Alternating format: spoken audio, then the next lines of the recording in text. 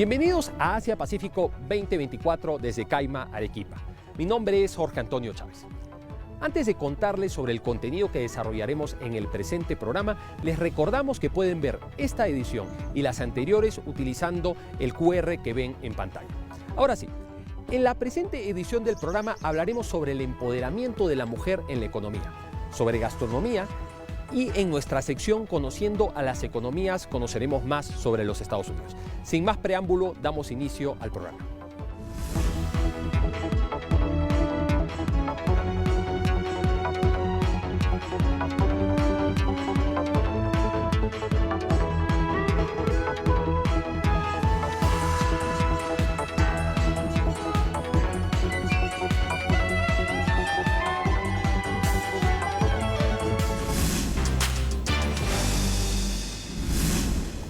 Estamos de vuelta en Asia Pacífico 2024 y ahora vamos a tener una entrevista muy interesante con Katherine Tai, quien es la representante comercial de los Estados Unidos. Embajadora Tai, bienvenida a Asia Pacífico 2024. Muchas gracias por recibirme. Embajadora Tai, Estados Unidos ha participado en APEC desde su creación en 1989. ¿Cuáles son las prioridades de los Estados Unidos de cara a APEC? Desde 1989 el mundo ha cambiado mucho. En cierto modo, en una muy buena dirección, se ha creado mucha más riqueza y prosperidad en el mundo en estos 35 años. Pero estos últimos años especialmente estamos empezando a ver lo mucho que está cambiando el mundo, la economía mundial, todo al mismo tiempo. Una de las principales áreas de interés que Estados Unidos aportó como anfitrión de APEC el año pasado y en la que vemos que Perú también se centra este año es en un crecimiento económico más sostenible y más inclusivo. A medida que crece el sector en todo el mundo y en la región de Asia-Pacífico, la pregunta que nos planteamos ahora es, ¿cómo podemos garantizar que más personas participen en ello? Y estamos muy satisfechos de poder colaborar con el Perú en este tema de la inclusión de las mujeres, las comunidades indígenas y los discapacitados a través de nuestro trabajo en APEC. Definitivamente, la inclusión es parte fundamental de la visión APEC de Putrajaya al 2040. Existe un mayor énfasis en asuntos sociales en APEC, al menos en comparación con las metas de Bogor de 1994, que estaban más centradas en aspectos netamente comerciales. ¿Cuáles son las prioridades de Estados Unidos en materia de un comercio libre y justo? Bueno, realmente ha hecho sus deberes sobre APEC, es muy impresionante. Tiene toda la razón, salvo que yo podría hacer un cambio editorial en la forma en que se ha descrito la historia de APEC, y es en la atención que prestamos ahora a las cuestiones sociales. Las cuestiones sociales son también cuestiones comerciales, como el acceso al mercado, porque las normas que aplicamos a nuestros trabajadores y la forma en que tratamos a nuestra gente, las normas que aplicamos al medio ambiente y la forma en que tratamos a nuestro planeta son en realidad el resultado de los incentivos que creamos en nuestro compromiso económico. Así pues, el objetivo de los Estados Unidos en APEC y la OMC y en todas las conversaciones comerciales que mantenemos es cómo podemos garantizar que no solo comerciemos más para comerciar más, sino cómo comerciemos con mayor calidad. ¿Cómo podemos comerciar de forma que no compitamos entre nosotros para ver quién puede explotar más a sus trabajadores, quién puede pagar menos a sus trabajadores, quién puede explotar más al planeta, sino cómo podemos crear normas más estrictas utilizando nuestras herramientas comerciales? ¿Cómo podemos crear esa carrera hacia la cima? Porque la globalización es un hecho, la hemos tenido durante cientos, si no miles de años. ¿Cómo podemos aprovechar ese momento de cambio e intentar darle forma y asegurarnos de que el cambio va a dar lugar a una mejor economía mundial y a una mejor globalización? Por supuesto, a fin de cuentas, ello incide en el mejoramiento de la vida de las personas. Las personas no son números, tienen sueños, metas, quieren progresar. Sin embargo, déjeme hablar del elefante en la habitación, como dirían en Estados Unidos. Existe una muy compleja situación geopolítica.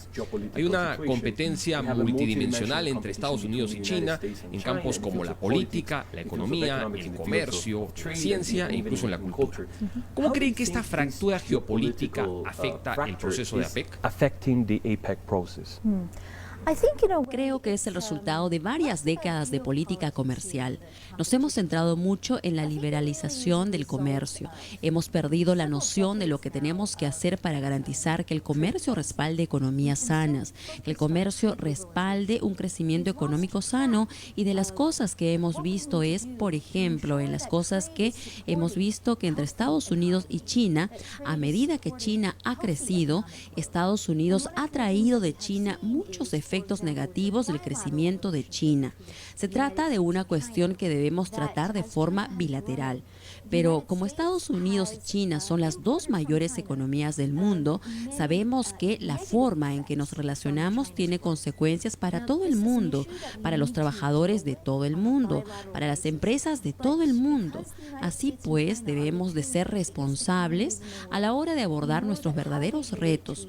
Al fin y al cabo, sabemos que todos estamos conectados, pero también sabemos que el sistema de comercio tiene que aprender lecciones de dónde ha encontrado daños, dónde ha encontrado deficiencias. Y en muchos sentidos se trata de algo más que de Estados Unidos y China. Se trata de nuestro sistema comercial regional y mundial. Por supuesto, hay reglas que están siendo cambiadas. China busca impulsar un cambio en las reglas del sistema internacional. Pero quisiera referirme a un asunto que tiene que ver con la política comercial de los Estados Unidos. Y es que durante la administración Obama, Estados Unidos impulsó el Acuerdo Transpacífico en el marco de su política de rebalance estratégico y el pivote hacia Asia. Sin embargo, durante la administración de Trump, Estados Unidos dejó el acuerdo y, según entiendo, la administración Biden no tiene interés en unirse al CPTPP, mientras que China sí ha manifestado su interés en unirse a este tratado. Por lo tanto, ¿cuál es el estado actual de la política comercial de los Estados Unidos? ¿Están abiertos al libre comercio o tienen una mirada más hacia adentro, enfocándose en la relocalización de la producción industrial? La primera responsabilidad de Estados Unidos es con nosotros mismos, con los estadounidenses, pero también con el resto del mundo, con los peruanos, con todos, en ser honestos. Eso significa tener los ojos abiertos, estar muy atentos a lo que ocurre en el mundo. En los últimos años hemos sido testigos de importantes reacciones contra la globalización, no solo en Estados Unidos, sino también en otras partes del mundo. Todos hemos pasado por los peores momentos de una pandemia mundial. Hemos sufrido mucho, todos juntos, y a través de esa experiencia tan dolorosa empezamos a darnos cuenta de que las cadenas de suministro mundiales creadas por un sistema de comercio que realmente daba prioridad a los bajos costos daban lugar a cadenas de suministro muy frágiles. También hemos visto lo que ha ocurrido cuando Rusia invadió Ucrania, uno de los proveedores de energía más importante del mundo y uno de los proveedores de grano y alimentos más importantes del mundo. Cuando Rusia invadió Ucrania, esas cadenas de suministro se fragmentaron y se vieron afectadas considerablemente. Así que hoy Estados Unidos está aprendiendo de estas experiencias. Lo que vemos es un sistema de normas comerciales que necesita reformas y actitudes que deben revisarse. Una vez más tenemos que centrarnos en por qué comerciamos y qué podemos hacer como gobiernos para dar forma a este comercio. No se trata simplemente de comerciar más, se trata de garantizar que a través de las formas en que comerciamos estamos promoviendo la inclusividad y la sostenibilidad, y con respecto a las cadenas de suministro, la resiliencia, la capacidad de adaptarse y de recuperarse cuando se producen las crisis. Sabemos que habrá más crisis, aunque no podamos predecir exactamente cuáles serán. Queremos asegurarnos de que nuestra economía, las economías de nuestros socios y la economía mundial causen menos sufrimiento en el futuro. Entonces entiendo que abogan por un enfoque más centrado en la gente. Y precisamente cuando se trata de inclusión, mi pregunta es, ¿qué está haciendo Estados Unidos para incluir a poblaciones originarias, mujeres, personas con discapacidad que tienen un potencial económico subaprovechado?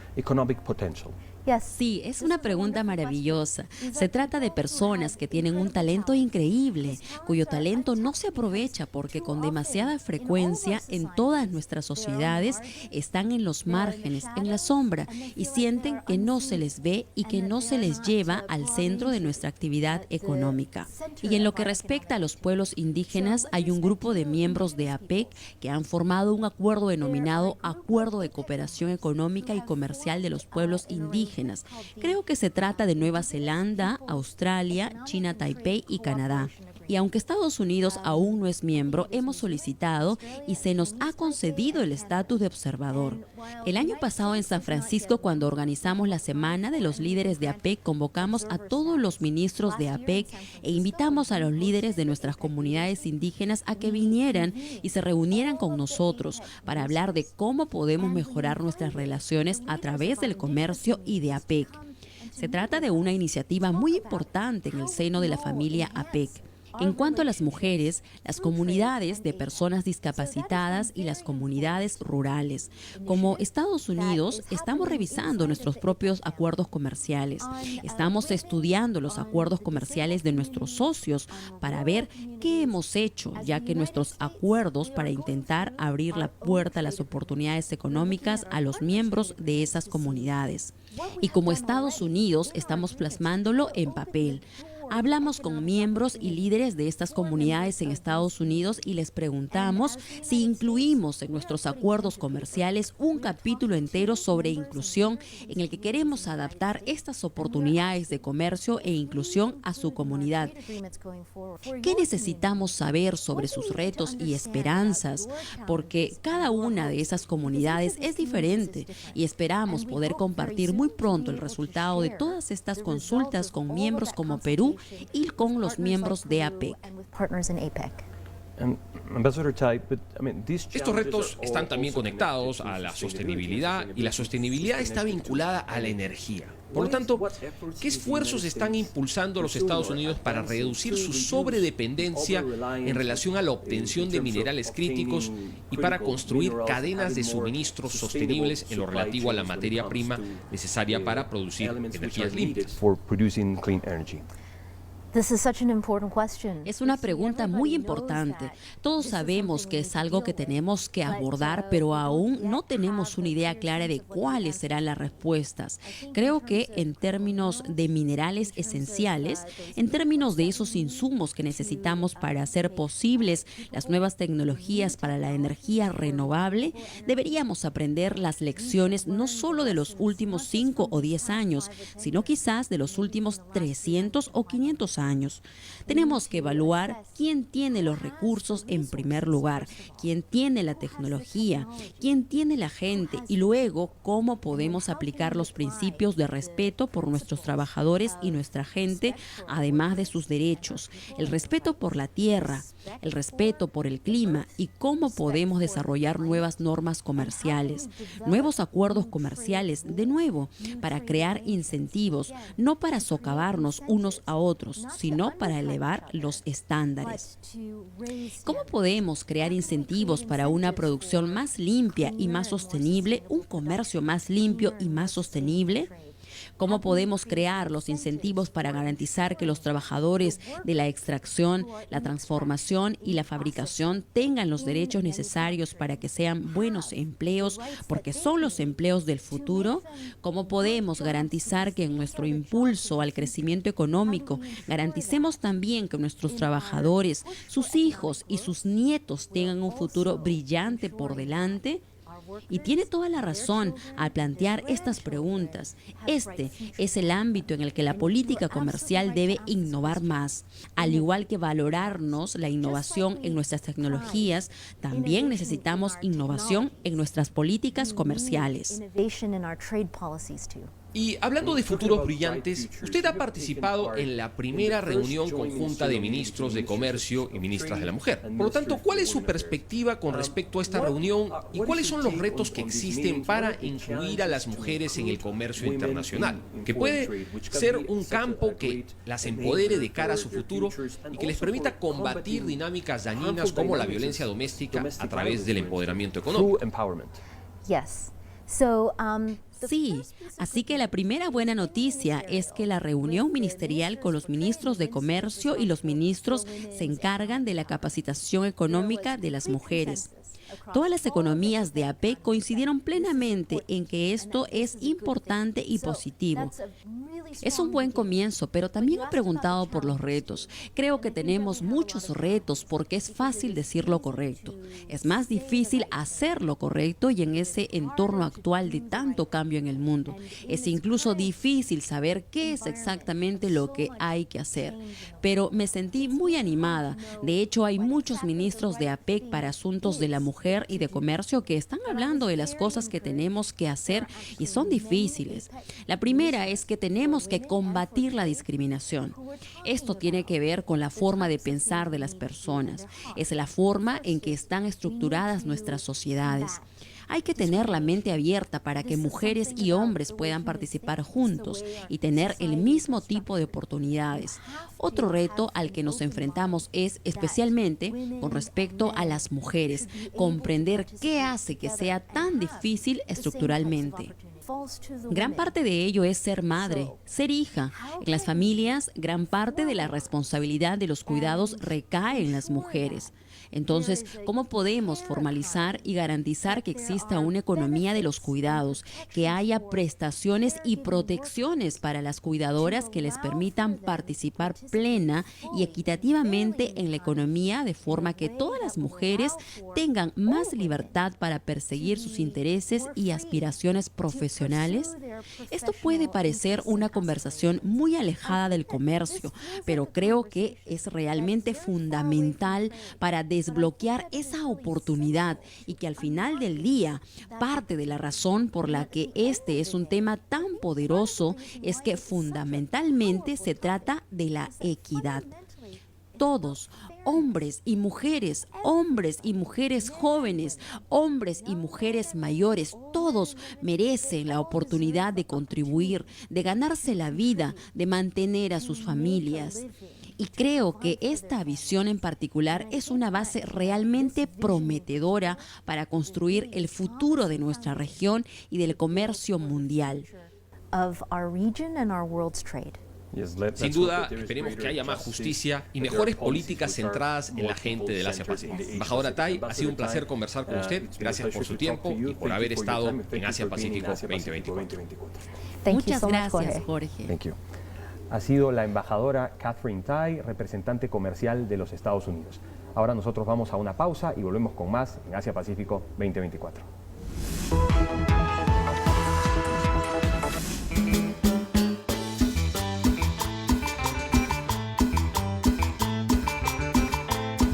El renombre de la gastronomía peruana ha traspasado fronteras.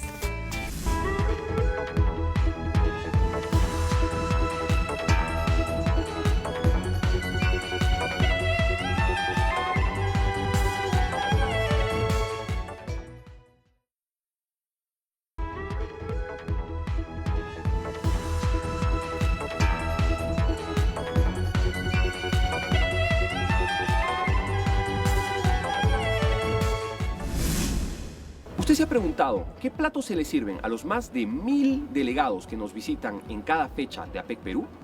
La pregunta es válida, en tanto los representantes de APEC tienen costumbres gastronómicas, convicciones religiosas y culturas muy diversas. Carola Román nos trae todos los detalles en el siguiente informe.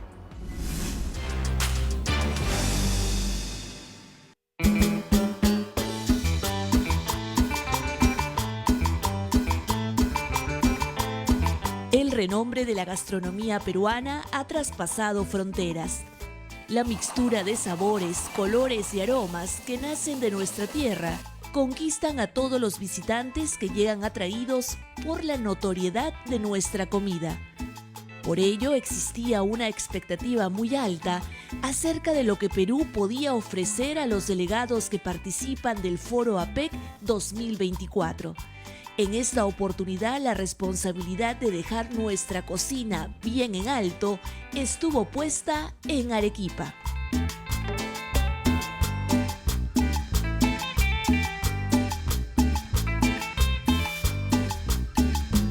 Estamos aquí en la cocina que se ha implementado para los delegados que vienen a APEC 2024. Son cerca de 500 personas que concurren de manera diaria y aquí el menú nunca se repite. Durante 2 semanas, delegados provenientes del bloque Asia-Pacífico tuvieron la oportunidad de probar el buffet elaborado por chefs arequipeños. Y como no podía ser de otra manera, empezamos con el menú de la casa. Ahora estamos sirviendo la copa arequipeña, que van a ir ahora a las mesas de buffet. Está echando la salsa, tenemos la cama de papa. Dentro del buffet arequipeño también hay una variante de entrada para los vegetarianos. Él está haciendo los tomates rellenos para las personas vegetarianas que no comen carne y también están hoy en el menú. Un equipo de más de 100 personas, entre cocineros, mozos y supervisores, tenían que atender los requerimientos gastronómicos de invitados que tienen una visión cultural y hasta religiosa muy diferente a la nuestra. Y tenemos un área especial que es para los musulmanes que por religión comen una carne que se llama halal. La carne halal implica que, por ejemplo, los animales han sido alimentados con dieta vegetal, entre otros requisitos. Nosotros respetamos a toda la gente y tratamos de que todas las personas que vengan, pues nada, coman deliciosa nuestra comida bajo sus restricciones. La unidad de gestión de eventos de Cancillería se encargó de supervisar todos los aspectos que se debían tener en cuenta para brindar un servicio de alto nivel. Bien sea por cuestiones culturales, religiosas o por temas de alergias, de salud, ¿no? Hay gente que no come pescado, hay gente que no come mariscos, son alérgicos a diversas cosas. Otro tema a tener en cuenta era la variedad y diversidad de los platos. Que cada día va cambiando, entonces les voy a mostrar por acá. Acá tenemos un clásico rocoto arequipeño que está ya listo para calentar y servir. Acá va a poner el chicharrón arequipeño. ¡Qué rico! Chicharrón arequipeño. Leonor Monge es la experimentada cocinera que se encarga de que el chicharrón se dore en su punto. Y ella se encarga de adornarlo con sus acompañamientos de rigor. Bueno, decoramos con el camotito como lo ha visto y con la canchita que es maíz cabanita de acá de Arequipa. Queda listo el chicharrón para ir a la mesa y en el comedor ya se encuentran los delegados provenientes de las 21 economías. ¿Qué le parece la comida peruana? No, pues es deliciosa. Es deliciosa. Claro, nosotros en México también nos enorgullecemos mucho de nuestra gastronomía y pienso que sí estamos en muy buena competencia. Sí, pero es muy, muy rica la comida. Pero hay una estación de visita obligada para cerrar con broche de oro esta incursión en la comida peruana. Bueno, y los delegados no pueden perder la oportunidad de probar postres peruanos. Estamos con Delia, que está súper concentrada porque está dándole los últimos toques al suspiro a la limeña. ¿Qué estás haciendo ahorita? Cuéntanos, por favor. Estamos mangueando el merengue que va encima de este manjar del Suspiro, ¿no? Ajá, del suspiro. Pero, ¿qué opinan los delegados de este postre? El suspiro limeño, me encanta. En Chile lo comemos mucho, pero yo creo que el suspiro limeño peruano está un poquito mejor que el suspiro limeño chileno. Es uno de tus postres favoritos. Me encanta. Así que yo creo que... Y también, ojalá que hoy día haya, pero si no voy a estar atento porque sin duda lo voy a probar nuevamente. Hoy día está en el menú, el suspiro. Allá voy a estar entonces. Nosotros pudimos dar fe del sabor de este manjar peruano, que viene recubierto de merengue hecho a base de clara de huevo y una pizca de vino. Simplemente delicioso. Además del suspiro, se presentaron otros postres en copa, como la selva negra, el choco maracuyá y la mazamorra morada con arroz con leche.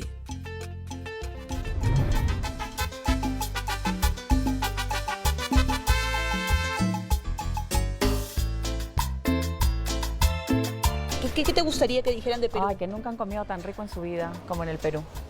¿Te sentirías contenta con eso? Sí, totalmente orgullosa, porque la verdad ha sido todo un reto trabajar y hacer que todo el equipo funcione 15 días seguidos, ¿no? De una atención constante, permanente, cambiando de menú, trabajando de madrugada. Este es el equipo de trabajo que durante 15 días puso en alto el nombre de nuestro Perú y que mostró a las autoridades, técnicos y especialistas de las 21 economías por qué nuestra comida es una de las mejores del mundo.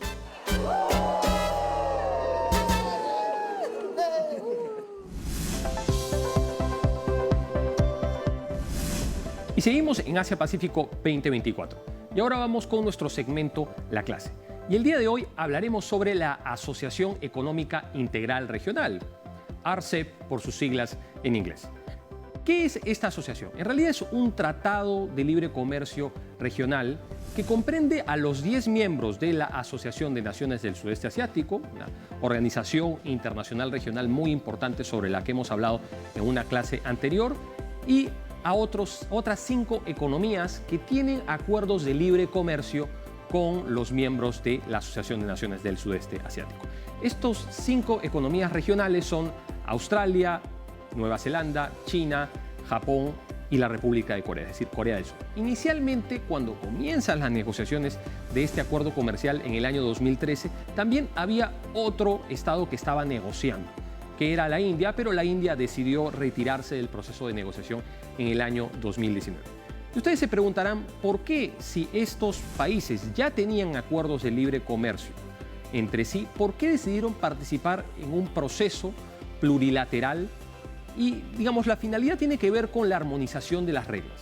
Al existir tantos tratados bilaterales, habían reglas que eran absolutamente dispersas y la proliferación de reglas distintas en materia de origen, en materia de estándares, incrementan los costos de transacción en el comercio internacional. Por ello se vio que era una gran oportunidad para armonizar, para darle coherencia regulatoria a lo que antes era una maraña de acuerdos bilaterales difusos.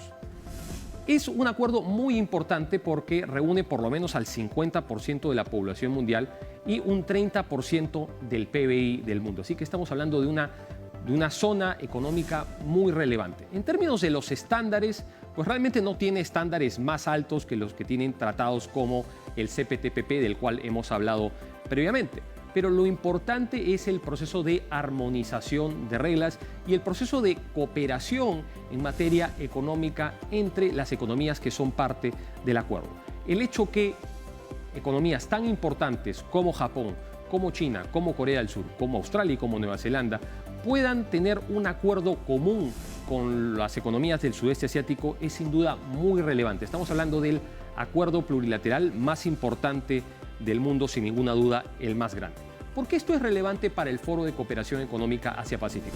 Porque desde su creación en 1989, uno de los pilares del Foro APEC ha tenido que ver con la facilitación del comercio y las inversiones. El hecho que haya un acuerdo plurilateral tan importante como el RCEP precisamente promueve el comercio, promueve también que hayan reglas comunes en materia de inversiones, lo cual armoniza la dinámica comercial. Y porque una de las finalidades de APEC ha sido la creación de una zona de libre comercio del Asia-Pacífico. En un principio se planteó a través de la consecución de las metas de Bogor, que buscaban que en el año 2010 las economías desarrolladas del foro puedan abrir sus economías al comercio y a la inversión y que en el año 2020 suceda lo mismo con las economías en desarrollo. Aunque esto no se cumplió, ha habido un proceso muy importante de reducción de aranceles, de un arancel promedio que era más o menos un 17% a un arancel promedio actual de un 5%. ¿Qué es lo que ha facilitado que haya esta reducción de aranceles? Precisamente el surgimiento de acuerdos comerciales, tanto bilaterales como plurilaterales, que han ayudado en este empeño. En el año 2016, cuando fue la cumbre del Foro de Cooperación Económica Asia-Pacífico en el Perú, en la ciudad de Lima, se hablaba precisamente de la meta de construir un área de libre comercio del Asia-Pacífico en el futuro, y en ese momento se hablaba de la figura de las piedras angulares. Se hablaba de acuerdos regionales plurilaterales como la Asociación Económica Integral Regional, el RCEP, y se hablaba también del CPTPP. y se hablaba sobre la posibilidad de que haya una convergencia entre ambas áreas de libre comercio para que pueda generarse una sola área de libre comercio. Esto no se ha materializado aún. Por supuesto que las diferencias geopolíticas generan algunos problemas en la convergencia de estas áreas de libre comercio y también el nivel de los estándares. El CPTPP tiene estándares bastante más avanzados y bastante más demandantes que los que están recogidos en el RCEP. Así que espero que les haya parecido interesante conocer más sobre la Asociación Económica Integral Regional. En los siguientes programas seguiremos hablando de otros temas que tienen vinculación con el Asia-Pacífico en materia económica, política, diplomática, entre otros campos. Recuerden que pueden seguirnos en nuestras redes sociales. Vamos a un corte y volvemos con más en el programa.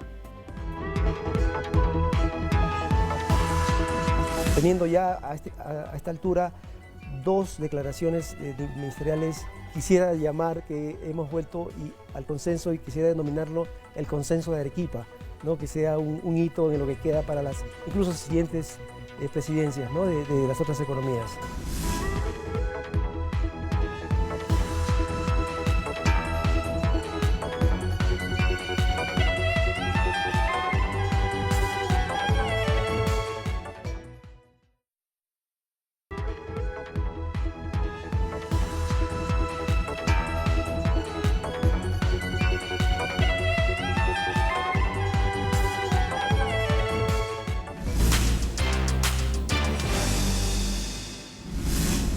Y estamos de vuelta en Asia Pacífico 2024 y ahora vamos a conversar con el ministro en el Servicio Diplomático Renato Reyes Tagle, quien es alto funcionario del Perú ante el Foro de Cooperación Económica Asia-Pacífico.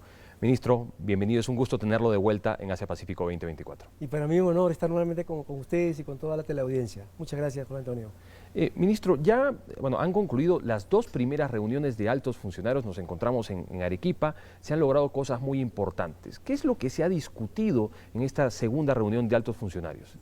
Se ha discutido varias cosas, entre ellos se ha negociado por primera vez en la historia de los 35 años de APEC unas metas denominadas de Arequipa para promover el empoderamiento de las personas con discapacidad en el Asia-Pacífico en 3 rubros: en el tema de educación para personas que viven en zonas rurales, en el tema de capacitación para promover su inclusión en el sector laboral y empresarial, y en el tema de protección laboral y social, de manera que estas personas puedan ser movidas a la formalidad. Porque de acuerdo a los expertos, el 90% de las personas que viven o adolecen de algún tipo de discapacidad están en el sector informal.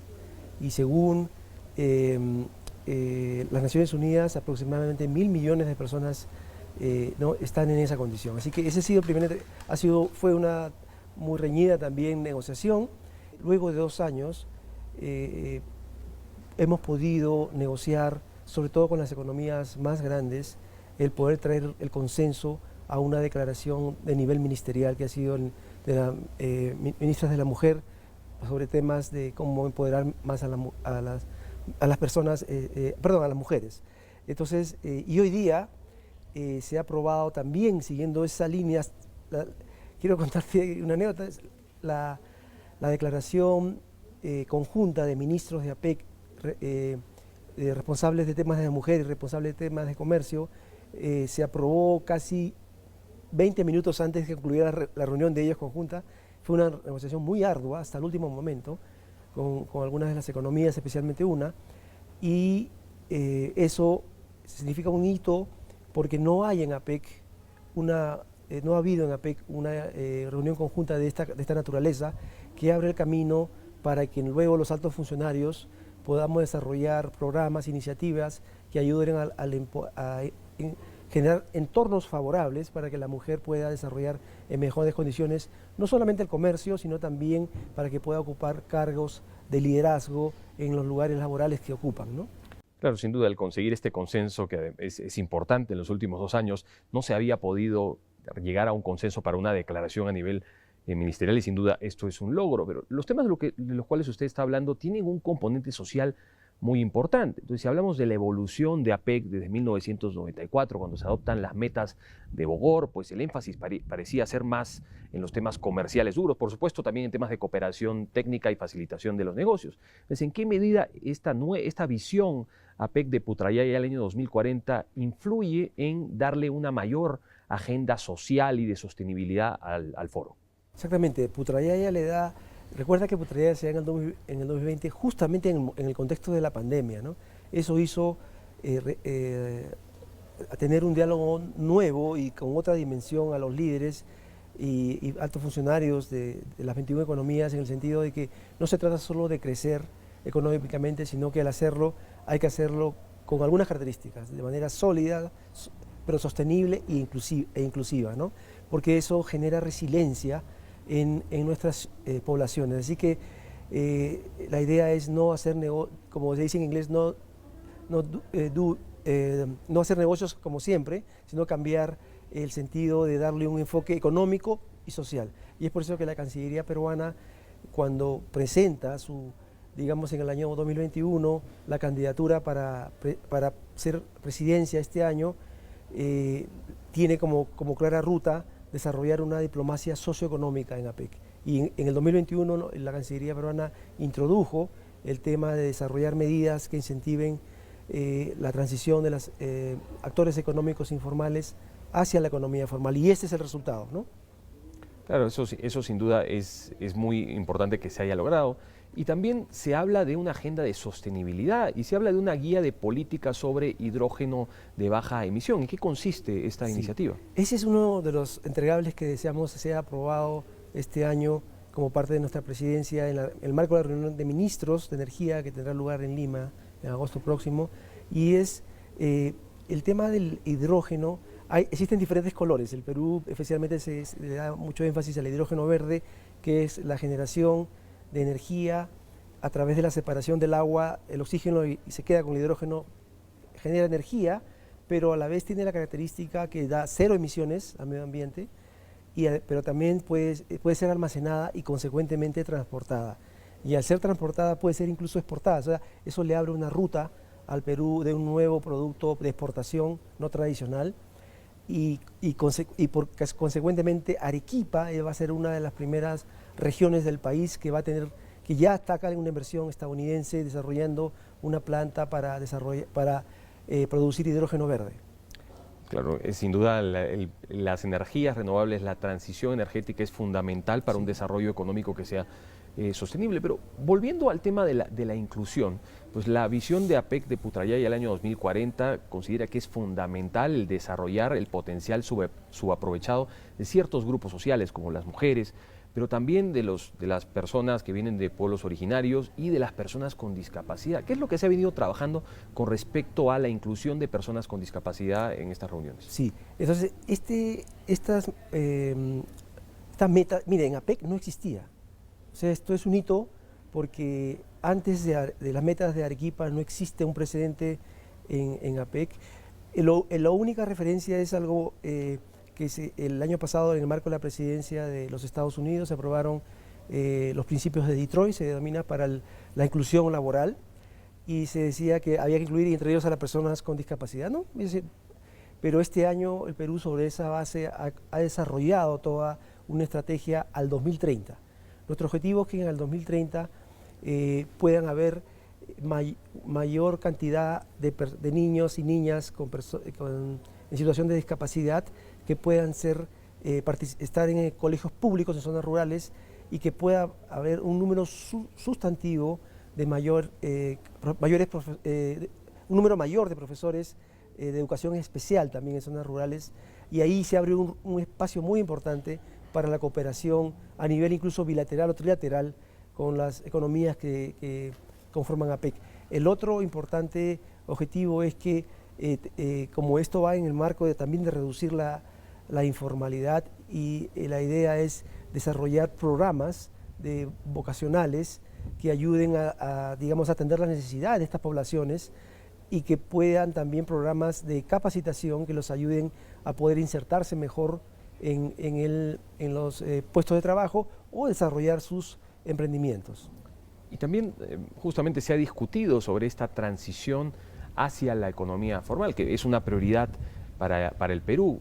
¿Qué se ha venido trabajando en esta segunda reunión de altos funcionarios con respecto a este tema? Sí, el Perú ha presentado lo que se llama una matriz de que tiene 8 áreas claves que consideramos podría tener la futura hoja de ruta. Digamos, es el primer trabajo, y la segunda versión la hemos presentado poco antes de esta segunda reunión de altos funcionarios. Hemos recibido muy buenos comentarios en el sentido de enriquecer esta matriz. La idea es que ya con estos comentarios, la primera versión fue en febrero, la segunda ha sido ahora en mayo, y así que con todos esos comentarios que hemos recibido pensamos ya movernos hacia junio con un primer borrador cero de lo que sería la hoja de ruta en 8 horas claves sobre las cuales podríamos desarrollar líneas de acción de manera de promover la transición a la economía informal.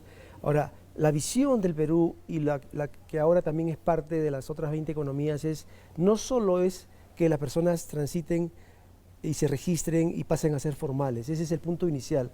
Lo que aspira a esta estrategia comprensiva es que se generen entornos favorables de tal manera que sea una inclusión completa y les permita mantenerse en la formalidad, ¿no? Entonces eso es, por ejemplo, hay una de las áreas claves que incluye este documento, que es que tenemos que conocer los desafíos que enfrentan estos sectores, por ejemplo, las mujeres, las personas con discapacidad, las poblaciones indígenas, los jóvenes, en fin, o aquellas personas que están en general en situación de vulnerabilidad, para poder adoptar políticas públicas adecuadas, ¿no?, que respondan a esas necesidades. Claro, y esto es fundamental para un desarrollo económico inclusivo y sostenible. Volviendo a la dinámica de APEC, pues como usted ha señalado, se han aprobado una serie de declaraciones ministeriales que no se aprobaban hace 2 años.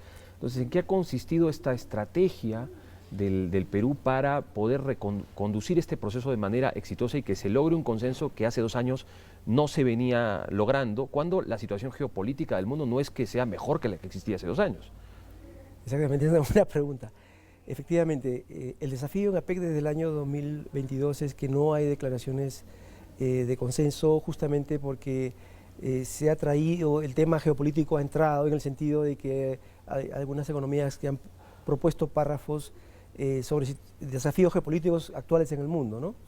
Y eso se ha mantenido en 2022, 2023, y como digamos, se aprueban todo por consenso, no ha habido consecuentemente declaraciones de nivel ministerial que hayan alcanzado la unanimidad. Entonces, con esa mira, nosotros desde marzo desarrollamos una estrategia en la Cancillería para cómo abordar, ¿no? Y así que lo que hemos hecho es ver las cosas, separar ese párrafo, digamos, y articularlo, conciliar con las economías, digamos, que aceptaban y que no aceptaban un lenguaje de consenso que luego ha sido asumido como declaración propiamente de la presidencia del Perú, pero se ha extraído de las propias declaraciones sustantivas, digamos, ¿no? Si tenemos declaraciones totalmente limpias, o en todo caso que no incluyen ese párrafo que ha exigido, digamos, materia de diferencias en los últimos 2 años.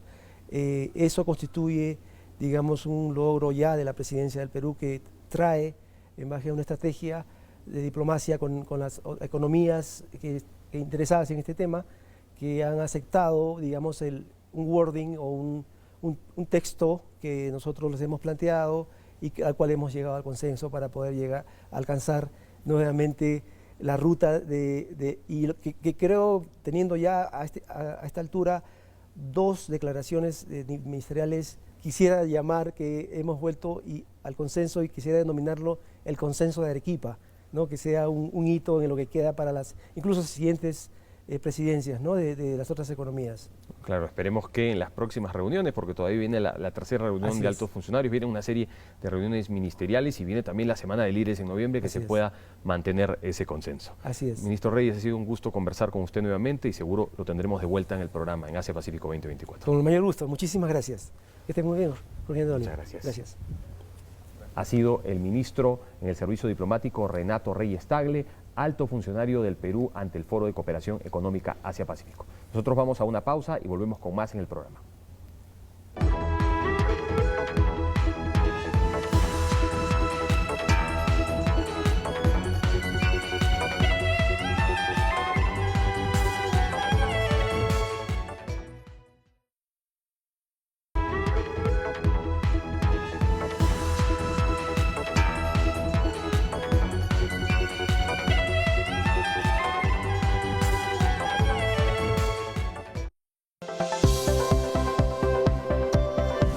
Y el día de hoy vamos a hablar sobre Estados Unidos, que es uno de los miembros fundadores del Foro de Cooperación Económica Asia-Pacífico. Estados Unidos es una potencia que tiene una proyección a dos océanos, al Océano Pacífico y al Océano Atlántico, y también tiene una interconexión entre muchos de sus centros industriales con el Golfo de México.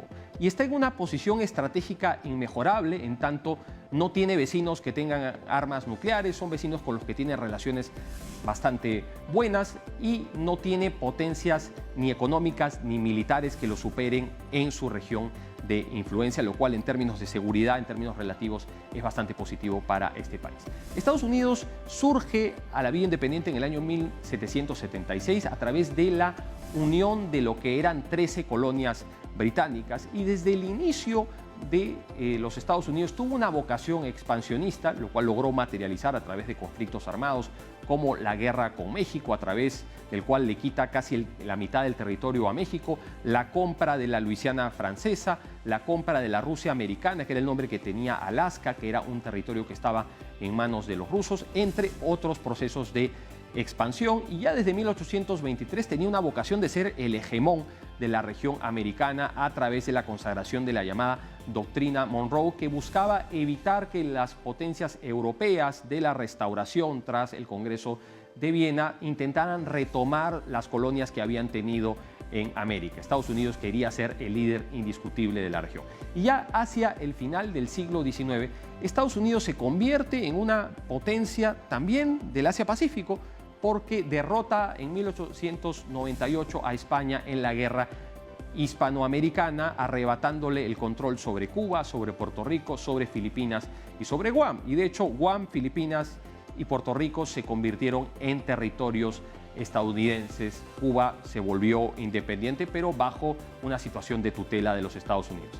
Así que esta presencia de Estados Unidos en el Pacífico fue fundamental, porque Estados Unidos también ya tenía control del archipiélago de Hawái. Esto iba en la línea de las prescripciones del geopolítico y marino estadounidense Alfred Thayer Mahan, quien decía que una potencia marítima debía tener una marina mercante poderosa, pero también una marina de guerra poderosa que pudiera proteger a la marina mercante, y que tenía que tener una red de centros de abastecimiento para poder alimentar a su flota. Así que el hecho que Estados Unidos tome control sobre estos territorios en el Asia-Pacífico le permitía tener una mayor proyección económica y militar en el Asia-Pacífico que no tenía antes. Estados Unidos, por supuesto, tras el fin de la Segunda Guerra Mundial, emerge como la principal potencia, fue la primera potencia nuclear, crea un sistema de alianzas en el Asia-Pacífico que se mantiene hasta nuestros días, y eso es una de las grandes bases del poder estadounidense, ¿no? Este sistema de hub and spokes que Estados Unidos crea y que le permite tener actualmente 6 alianzas militares en la región del Asia-Pacífico. Estados Unidos, por supuesto, tras el fin de la Guerra Fría y la disolución de la Unión Soviética, emerge como esta gran potencia mundial en este momento unipolar, pero la situación ahora es bastante menos certera porque está en el medio de una competencia sistémica con China, y ahí existe un enfrentamiento multidimensional con esta potencia a nivel político, a nivel cultural, a nivel económico, a nivel militar y también, por supuesto, a nivel tecnológico. Así que esto es algo que no se puede perder de vista, pero sin duda es importante que en el marco del Foro de Cooperación Económica Asia-Pacífico, a pesar de las diferencias, estas dos potencias puedan desarrollar cooperación. Tienen un comercio muy importante, tienen la relación bilateral comercial más importante del mundo, y quién pudiera dudar que en tanto son las dos principales potencias del mundo, tienen la relación política bilateral más importante del mundo. Espero que les haya parecido interesante conocer más sobre la historia y sobre la política exterior y económica de los Estados Unidos. La próxima semana conoceremos más sobre el Taipei chino. Y despedimos esta edición de Asia Pacífico 2024, pero antes les recordamos que si no pudieron ver todo el programa o quisieran ver alguna edición anterior o alguna entrevista que les haya parecido interesante, pueden utilizar el QR que aparece en pantalla, el cual los llevará a nuestro canal de YouTube de TV Perú Noticias. Nos vemos la próxima semana con más en Asia Pacífico 2024.